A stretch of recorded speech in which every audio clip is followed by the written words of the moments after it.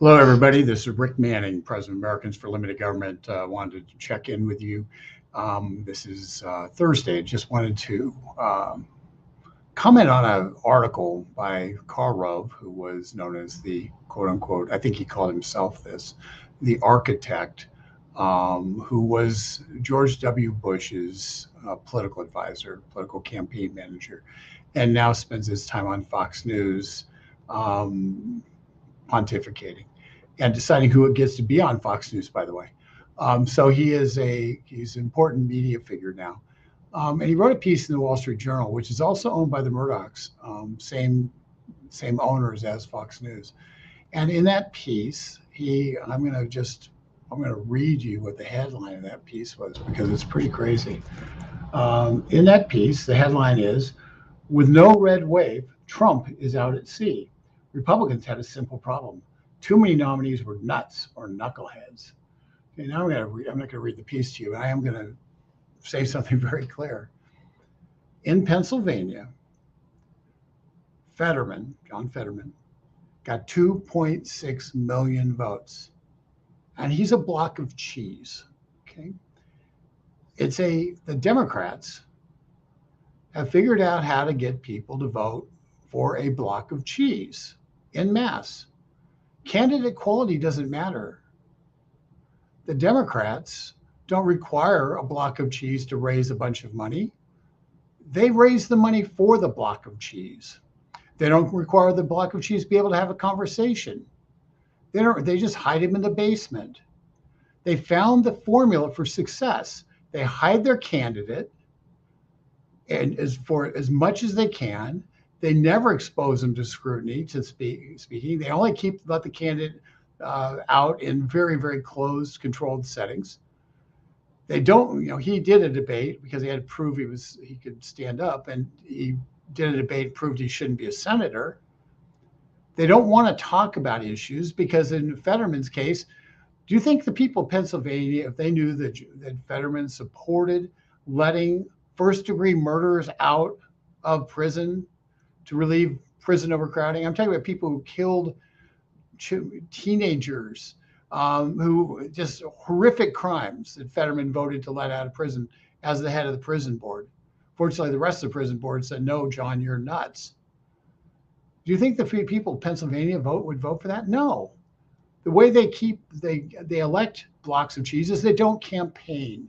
They don't expose that block of cheese to actual scrutiny. And because they control the media, they don't have anybody asking those questions across a broad where a broad spectrum of people might be exposed to it.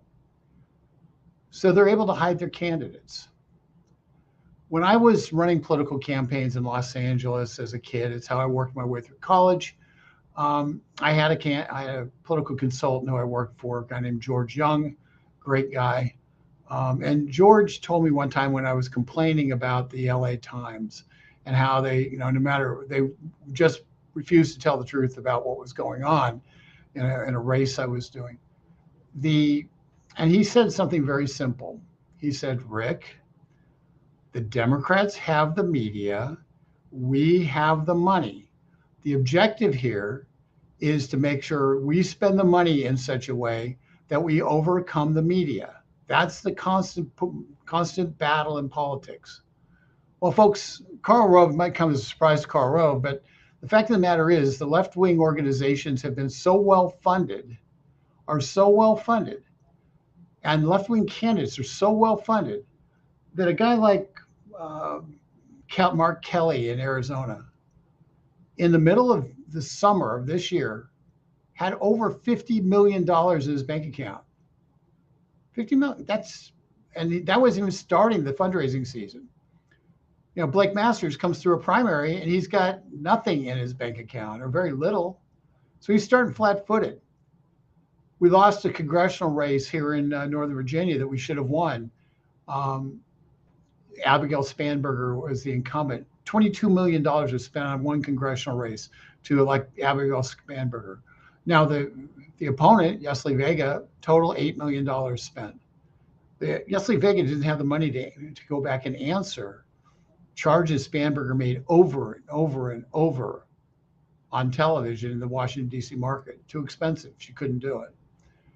So money matters. And, and Karl Rove knows this.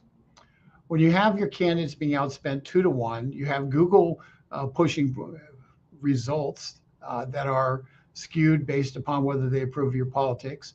When you have the easily manipulable college students being registered on college campuses and then encouraged to vote on college campuses by left-wing organizations that are getting government money through college campuses, guess what? There's a lot of odds. It's amazing to me we win as often as we do.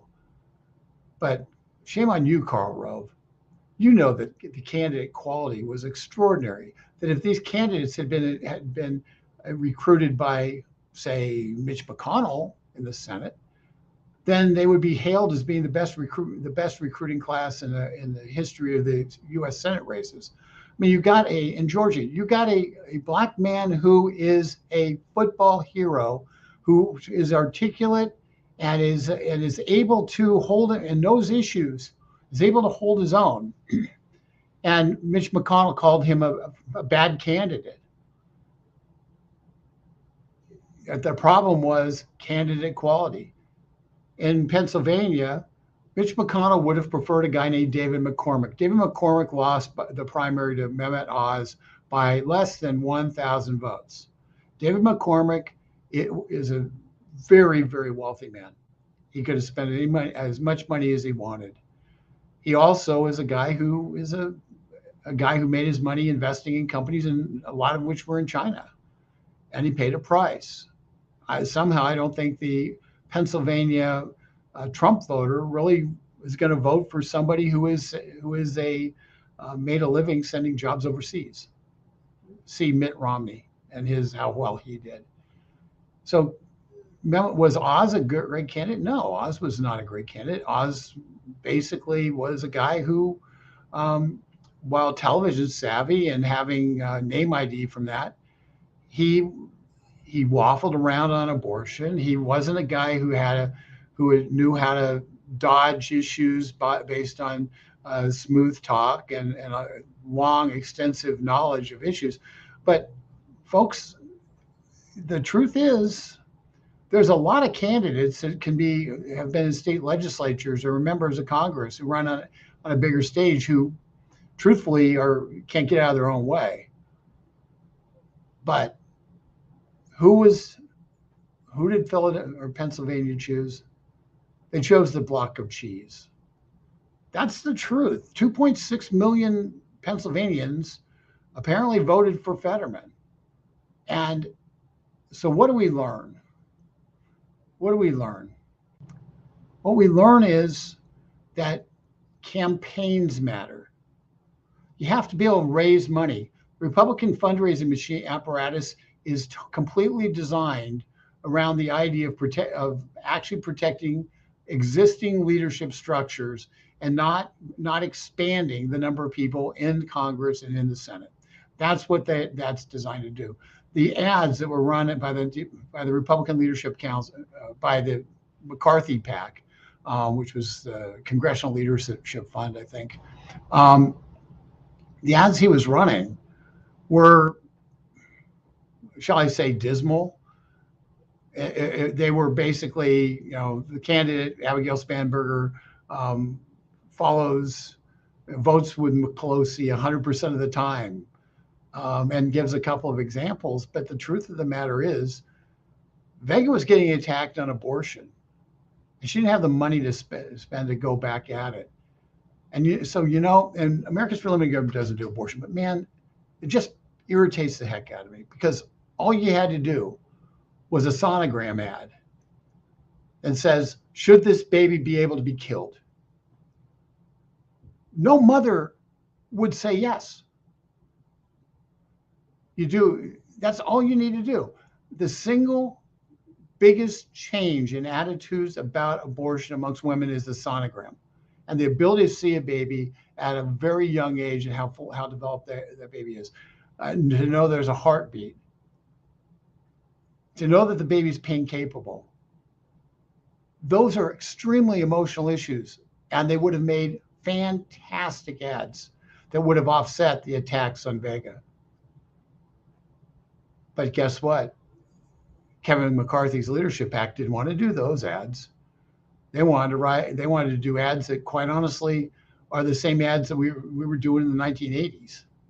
At least they looked a lot like those ads. They're probably cheaper to produce, but it was so it was a standard garbage Republican hit ad that we've seen for 20 years, 40 years, and as opposed to actually hitting issues and taking on issues and taking on challenges and standing for something. And folks, if you don't stand for something, then you don't stand for anything. And the ads that the Republicans put out didn't stand for anything. That's why the Democrats have been successful in holding a very narrow majority together. And now Kevin McCarthy, if he is elected Speaker, which will happen, that votes next week, if he is elected Speaker, will have to hold a coalition together that will have between a 5 and 12 vote majority, probably closer to 225 to 228 is my guess, when all said and done. Which means he'll be able to lose 5 to 10 votes out of his House Republican conference and be able to still win. And Nancy Pelosi pulled it off with a 5-vote majority, but every single one of those Democrats stood for the same thing. They were lockstep towards the far left agenda. No matter what they said in their campaigns, they were lockstep in favor of the far left agenda because they voted for it and they never fought against it. They didn't do anything that they could have done by working with the Republicans to moderate legislation. It never happened in the House.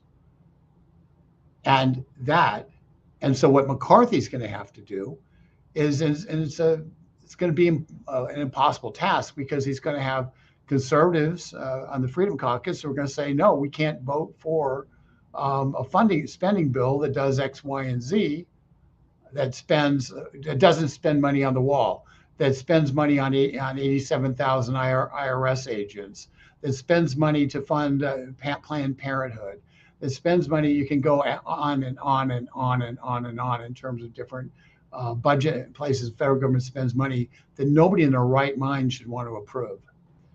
And so he's going to have a hard time getting the votes on a funding bill. And Paul Ryan's solution to that problem, John Boehner's solution to that problem, was he went to the Democrats, he went to Nancy Pelosi and said, help me write this bill. And so you got House funding bills out of a Republican majority that were essentially written by Nancy Pelosi. On the other hand, if Kevin McCarthy goes and says, hey, no, we don't want to fund the Democratic immigration policy, there'll be a tranche of Republican voters, Republican House members, who say, no, we won't shut down the government over that. We're not willing to fight over that. And so they'll do a show vote that says it's not going to do it. Senate will send a bill back that doesn't do anything to build a wall or do anything on immigration. And you'll end up with the House saying, okay, well, we tried. We tried. We can now say we did something for our constituents, and they'll vote to the same garbage. The reason they're in this mess is because they didn't run on anything. They were afraid of running on issues because they didn't want to have to be held accountable for the issues they ran on. And as a result, we got platitudes out of them. Campaigns matter. When you run on issues, you can hide a block of cheese behind an issue set. And people say, I'm voting for the issues, I'm not voting for the man, which clearly they must have done in Fetterman's case.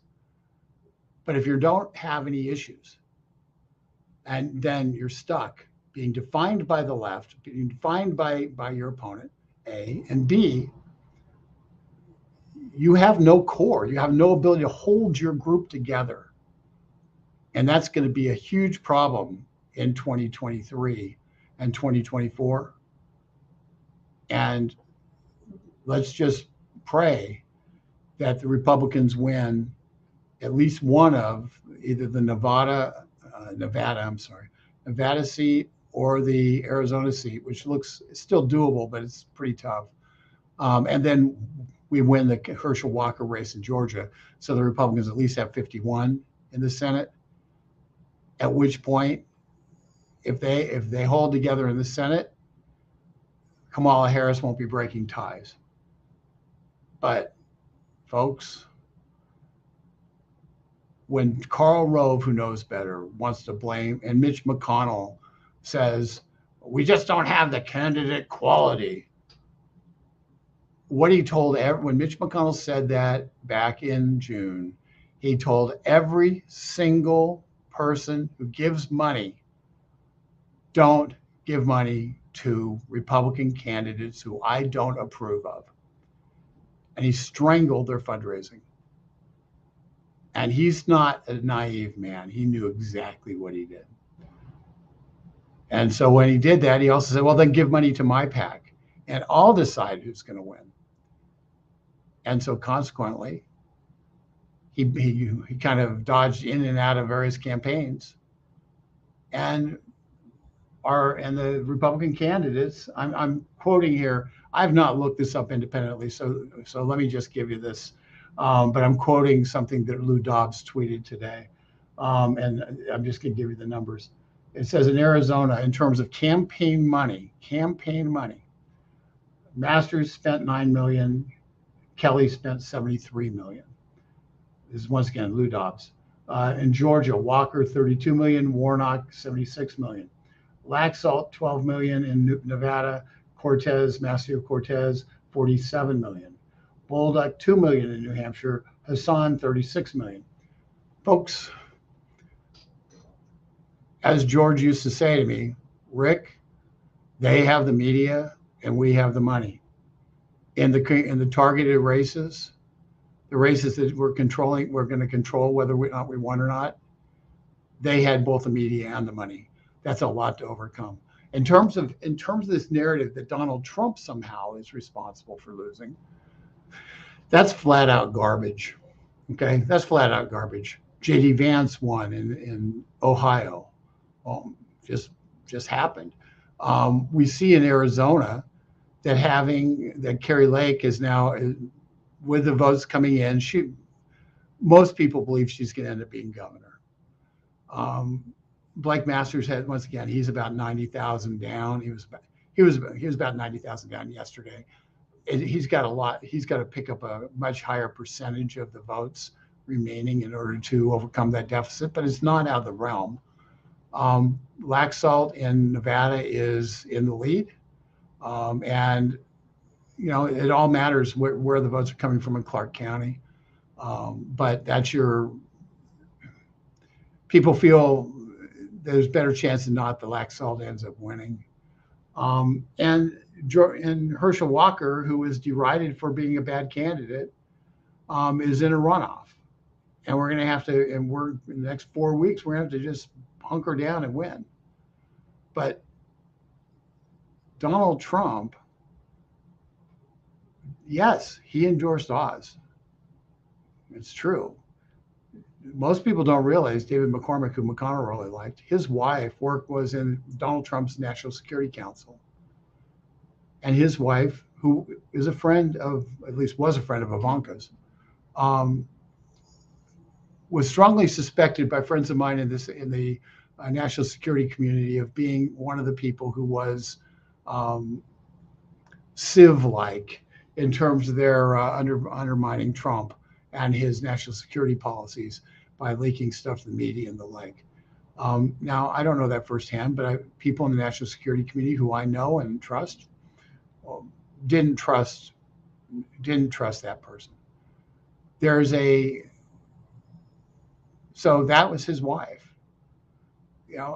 Donald Trump, I know, was called regularly to endorse David McCormick. He endorsed Oz. Oz won by 900 votes. If Mitch McConnell was concerned about candidate quality, he thought that David McCormick should win, maybe he should have put some of his coins into the race to try to win that race. So sour grapes. And by the way, McConnell then did embrace Oz and did go into that race. So he apparently judged McCormick Oz to be a good enough candidate for him to invest in. And it lost. He lost to a block of cheese again.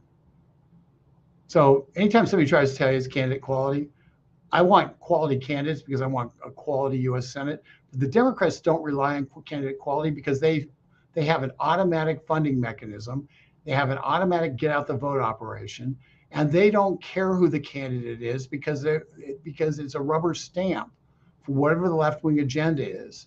The only vote for the Democrats is the leader vote.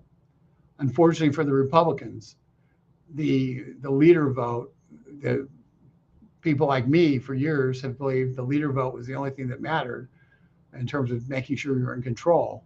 But unfortunately, the leaders themselves on the Republican side would rather be in a minority than to have people they don't view as being candidates who are quality candidates serving in the Senate alongside them. That's the pathetic truth of what's happening in Washington, D.C. Are we going to win this? Are we going to end up with 51? I think we are. Americans for Limited Government is going to be very aggressive in Georgia. We've got, we're talking to a lot of different people about different projects that we should be doing to be able to help. I don't want to duplicate what other people are going to do, but folks, it irritates me. It makes me mad to have the second guessers try to blame Donald Trump because they didn't do their job in terms of making certain that the Senate Republican nominees for the Senate were well funded and were able to match the Democrats dollar for dollar. And if the Republicans in Washington, D.C., who have access to all the power centers and all the dollar people, if they can't get the Republican nominees sufficient funds to be able to compete on a money level, then they need to be replaced just based on that, because that's incompetence. That's a massive failure. And folks, so if there was any failure, it wasn't Donald Trump, it was Mitch McConnell, and it was Kevin McCarthy, either by running crappy cookie cutter ads, which they did, and by not making certain that their candidates, the Republican House candidates, the Republican Senate candidates, had adequate funding to be able to succeed in these races. And that's the reality. Campaigns matter. The Republicans were out campaigned because the Republicans went into a shell and tried to play a prevent defense. And as people know who watch NFL football or even college football, one of the things the prevent defense typically does, it prevents you from winning. They played prevent, and the good news, Republicans are going to control the House. You know, all this idea of Biden is so strong and everything, Republicans are going to control the House. Biden's not going to control the House. Republicans, if they hold together, will be able to stop anything Biden wants. His legislative agenda is dead. Understand that. His legislative agenda is dead. It died on November 8th. You guys killed it. When you went out and you worked, you busted your asses to win, you killed his legislative agenda. Thank God. Are we going to be able to do a lot of aggressive stuff? No, but you killed his legislative agenda on November 8th. That's a win. It's a huge win. And hopefully we get to 51 in the Senate so we can kill his ability to put crazy people in positions of power on regulatory agencies and in judgeships, and effectively end the Biden presidency by denying him the ability to appoint crazy people and pass legislation. Because after all, there's another block of cheese in town. He's at 1600 Pennsylvania Avenue. And the last thing we need is our policy, our government being driven, our laws being driven by a block of cheese. So with that, folks, I'm going to take some questions. I'm sorry. I don't know if I'm coming across as being as pissed off as I am, but I am. Jose Blow, we need to go back to paper only and be present for the count same day like back in the 1800s. Yeah, the challenge is that there's like a lot more people voting than in the 1800s. But one of the things I think is true, any machine needs to be disconnected from the internet. Any machine that you have the votes tallied on There is a test that you do in advance at every precinct of all the machines to make sure they're tallying the votes correctly. Okay, and maybe that test needs to be more aggressive. And those machines should not be connected to the internet. There should be no back doors. And how you work that is you sit there and you say, let's do, we download at the end of the night. Here's what the votes are on the machine. You call up the state and you say, here's what the machine vote is. Boom, boom, you give it. You put somebody in their little car with the tallies, and they drive to the state, the centralized location, or one of 3 centralized locations. If you're a big state like Texas or California, they physically, go there with a paper, so you have the paper to confirm it. But that's a pretty simple system. Our current system isn't trustworthy. And this isn't, I'm not going down the road of the machine stealing and all that. I'm just saying that you cannot, we all know, how many of you have sat there and you've tried to do you have some problem with your computer and you get the computer geeks to come on and they take control of your computer and do all this stuff and you give them permission to do so. That's, effectively, when you have a company with a back door, they have the capacity to go in and make changes and software updates and the like. But that's a back door that somebody else can exploit, whether or not, and it goes to the heart of whether or not we're going to have trustworthy elections. So yeah, I like the paper ballot. I will say that in 3 years ago, in the Iowa caucus, they tried a computer system for the first time, and to this day, we don't know who won the Democratic caucus presidential caucus in Iowa, because it was so screwed up, nobody could figure it out, and they ended up giving up and just saying, well, we're not going to do it anymore. Here's what we got. Let's Betsy Walker should win. Let's hope so. He's it's going to be, once again, remember, there's going to be a certain number of votes that are going to come out for Warnock, just because the Democrats have them already banked. They know who they are. They know where to get them. They're going to go get their votes. So the question is, will the Republicans be able to do the same? Or will they engage in fratricide, with different people arguing over who gets credit before anything happens, or who gets the blame before anything happens? And so if the Republicans will all grab an oar and pull, Walker should win. But a house divided cannot stand, and the Republican Party right now is divided. Why did McConnell have to say where money was spent on what candidate? Okay, that's a great question, Betsy. Thanks for asking. Mitch McConnell has a leadership PAC. It had over $100 million in it. McConnell can put the money that was donated to his leadership PAC anywhere he wants. Hence, they would come in and say, oh, we're going to do a $15 million buy in Arizona, hypothetically. I think it was 15 that they were talking about in Arizona this summer. And then they pulled the buy. And so everybody thought, oh, well, McConnell's doing the media buy in Arizona, so we don't have to. And then he pulled the buy, leaving Blake Masters in his campaign with no money to defend themselves against the $25 million spend that Mark Kelly did during the summer. That happened.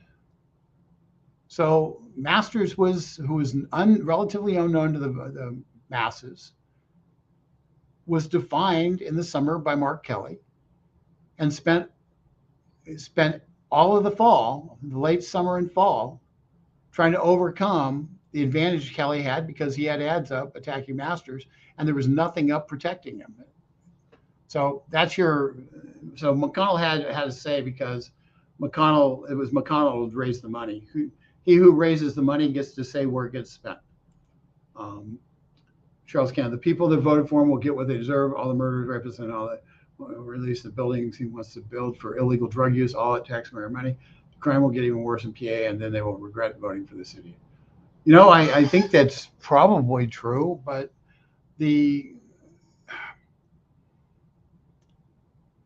It's if they put one and one together and say, this is who we have. And the things that a U.S. senator can do on crime and stuff is relatively limited. Your problem is going to be your governor in Pennsylvania, former attorney general, but he is fully bought in. He's a total Soros guy. He's totally bought into the catch and release programs, and that's where you're going to have a problem. And you'll see property crimes skyrocket in Pennsylvania, and they're going to go to war on fracking in Pennsylvania with this new leadership. I have not looked to see what happened in the state house. If the Republicans did not win the state house again, Katie barred the door regarding the attack on the economy and the attempts to push through radical policies on crime and other things through the Pennsylvania state or Commonwealth legislature. So, Charles, yeah, the key is that a U.S. senator has less power than a governor, and the governor who Pennsylvania elected is dangerous from that perspective. So that's the answer to that question. With that, I'm going to just end it with this. We're in a fight for this country, folks. We're in a fight for the future. We are going to have to knuckle down and really try to hold the House Republican majority accountable, and try to hold, if there's a Republican, if there's 51 in the Senate, hold the 51 accountable.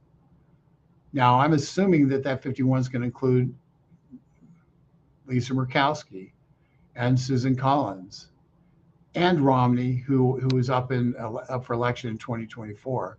So he might be a little bit more, a little bit less crazy. But so we're going to have to hold that accountable. But I want you to note there's something really important. Where Republicans ran hard and they ran on issues, we destroyed them. In New York, the Democrats have a 2-to-1 registration advantage. Lee Zeldin, who's a member of Congress, went out and fought. And he did not win the governorship, but the Republicans probably picked up at least 4, and will probably pick up 5 House seats in New York. A +5 in New York. Who saw that coming? Ron DeSantis took a victory 4 years ago where he barely beat a guy who was, former mayor of Tallahassee, who had some substance abuse problems. Barely beat him. Barely came. It was less than 1%. He had almost a 20% victory after 4 years of fighting for the people of Florida and fighting for what's right, keeping the state open and doing everything he could to make certain that Floridians were able to get the medicines they needed, were able to get the monoclonal antibody therapy, and making certain he was working with Democrats and county commissions to make certain that whether you were a Republican or a Democrat, you had access to treatment if you got sick. Ron DeSantis took on the problems head on. And sometimes it was a little rough and people got upset. But the truth is, he wasn't afraid to say, no, we're not going to have this sexual abuse, this grooming going on in our schools. He wasn't afraid to take on big corporate employers in his state and say, no, we're not doing that. And of course, he sent a bunch of illegal aliens to Martha's Vineyard, which made everybody laugh. But you stand up and you fight. That's how you win.